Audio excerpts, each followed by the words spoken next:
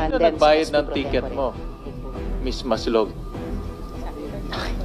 Sino nagbayad ng ticket mo nung una at sino nagbayad ng ticket mo nung pangalawa? At tumira ka ba doon sa Indonesia? Sino We- nagbayad ng hotel mo? We only stayed there, sir, for 1 day, sir. Balikan. 2 days po. 2 days. So, Opo. sino nagbayad ng ticket mo? I-refund po ng ano po, ng government. Sinong government? Sinong government? Alam mo, Philippine Hirap. government? hirap nga ang IG magpadala ng ahinti pupunta sa ibang bansa. Ikaw pa, na you are not part of IG, hindi ka organic ng IG, nagkasusan ka ng IG. Ay, kaya the more kami nagsususpect na meron ka talagang ibang pakay doon. Meron kang iba. Ha? Madam Chair, can I move forward for a little bit? You certainly may, Senator De La Rosa. But Mayroon before- akong information na bumisita ka doon sa kulungan ni Alice Go dito sa Pilipinas. Bumisita ka? Yes, sir. How many times?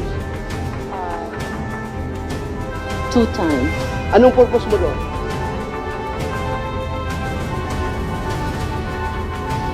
First, sir, tinatanong ko po siya sa mga statement po na ginawa po niya, sir. May ginawa siyang statement? No, not the statement. But I'm saying we were talking about ano po sa kanya yung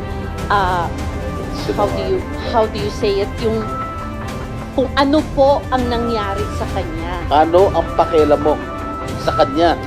Tempore. Klaruhin ko na lang sa'yo. Ha? Ha? For the record, meron kong informasyon, ha? Na you are being used para papirmahin si Alice Go ng affidavit. Affidavit na magsuturo na si President Duterte, si Senator Bongo, si Senator Bato, si General SIDG, General Karamat ay nasa likod ng pugo. Merong tao from Malacanang nag-uutos sa'yo. Meron akong information. I can pin you down, my God. Ha? Huwag kang pailing-iling dyan. Alam kong informasyon na yan.